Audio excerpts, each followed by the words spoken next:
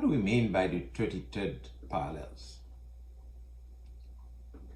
Those who live in temperate climates, further away from the line we call the equator. People of African ancestry and others with black and brown skin, they are really at risk of suffering from vitamin D deficiency. But there is something even more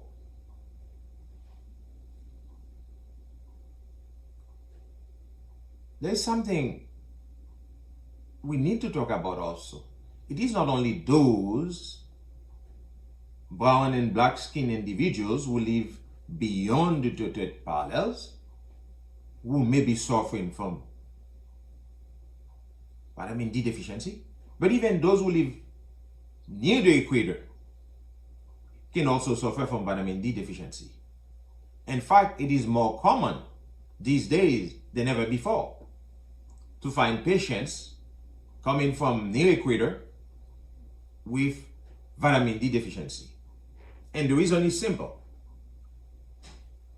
People may live in a place where there is plenty of sunshine, however, they don't spend enough time outdoors in order to benefit from the sunshine exposure.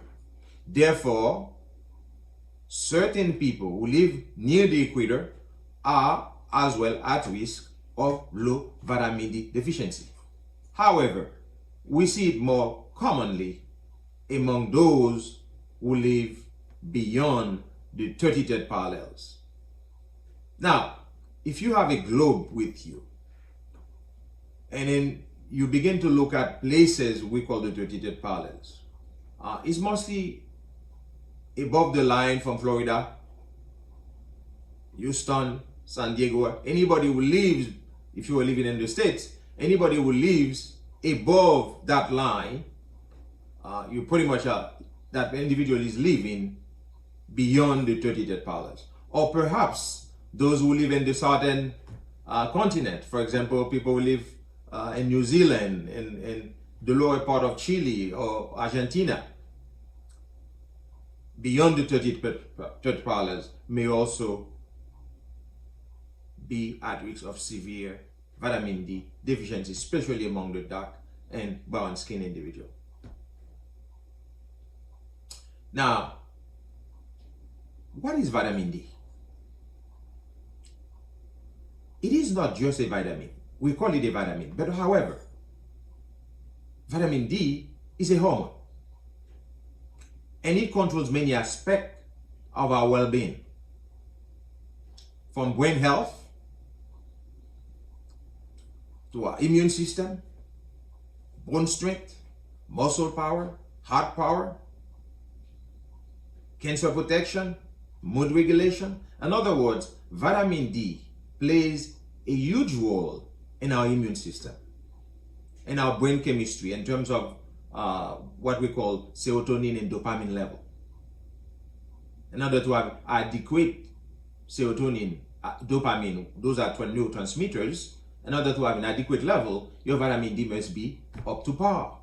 So if you suffer from a low vitamin D or deficient of vitamin D, the likelihood of you of having a serotonin and dopamine level that are not in sync with what your body needs could be quite common. Bone strength. Without vitamin D on board and calcium and other things, your bone, you may suffer from bone weakness. Muscle power. In order for your muscle to fire well, you need adequate vitamin D on board. Your heart health depends on vitamin D as well. Even cancer protection, having a low vitamin D level, a deficiency of vitamin D, places you more at risk of certain cancers. So your mood regulation, when you feel down, especially during the winter time, in temperate climates such as in the northern part of the world, Northern Europe, North America, and so on and so forth, people do suffer from what we call SAD, SAD, seasonal affective disorders. And we find out in many cases, many instances, lack of sunshine is responsible for this. Now, the question you must ask, why darker skinned individuals are at risk? Why they are at higher risk? The way it works, melanin blocks what we call the UVB rays, ultraviolet B, coming from the sun. Melanin, we're talking about melanin. The darker you are, the higher your melanin level content in your skin, which means the darker you are, the more sunshine exposure that you need in order to compensate, or in order for you to mitigate the blockage of sun into your skin. For example, a lighter skin individual may need between 10 to 15 minutes of sunshine exposure. On the other hand, someone of a darker skin pigment person may need between 3 to 10 times that much in order to have an adequate level of vitamin D. Now, why is that important? Why is it an issue? Now, here's the thing. There are dire consequences when we suffer from vitamin D deficiency. As I stated earlier, amongst them, depression. Fairly common among people with low vitamin D. Anxiety disorder. Not all cases, of course, but some cases of anxiety may stem from the fact the individual has a very low vitamin D level. Fatigue. Certain cases of fatigue may have to do with vitamin D level deficiency. Bone pain. There are some bone pain that cannot be explained by anything. The reality may have to do with vitamin D deficiency. If you suffer from a weak immunity, that means people who tend to develop respiratory infections and other type of infection very often may suffer from a low vitamin D. Autoimmune diseases such as lupus and multiple sclerosis. People suffer from vitamin D deficiency are more at risk of developing these conditions. Diabetes. Who would have thought that diabetes may have to do also with low vitamin D? Yes, indeed. Hypertension, high blood pressure we call it. That may have to do also with low vitamin D. We are not saying vitamin D deficiency is responsible for all these issues. We are saying low vitamin D can contribute to these conditions. As we stated earlier, certain cancers may have to do with low vitamin D deficiency. A child who is performing poorly in school, it may have to do with low vitamin D. A child with behavioral issues, especially among teenagers, sometimes we cannot explain. Before we run to provide them with high medications and other things, I think it would be wise to find out that that child doesn't suffer from vitamin D, which is very simple to treat and very simple to diagnose. So please remember to ask your doctor, your physician, your medical provider to check for vitamin D level. And last but not least, amongst others, we need to talk about the complications in pregnancies.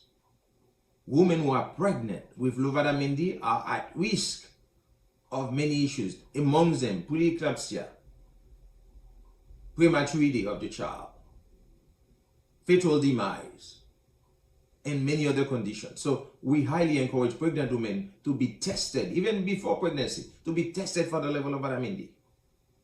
And if they find out early they have a deficiency, then they need to mitigate for that situation with the doctors, of course. Now, having a low vitamin D can impact family in many ways, as I stated. A child who is depressed, a child who is being labeled as being lazy, when it has nothing to do with the child, it's just a condition. The child is chemically exhausted. Don't blame it on the child for being lazy. It's a chemical issue. A teenager with what we call an attitude, it may have to do with low vitamin D, because that child is neurologically depleted of vitamin D. A woman with chronic fatigue may be hormonally deficient. A man with low energy and low testosterone may be vitamin D deficient. So in other words, vitamin D affects neurotransmitters. A low vitamin D can look like depression, anxiety, ADHD, even burned out. These are things that we can do something about. And people don't have to suffer when a simple blood test can reveal the truth behind their suffering.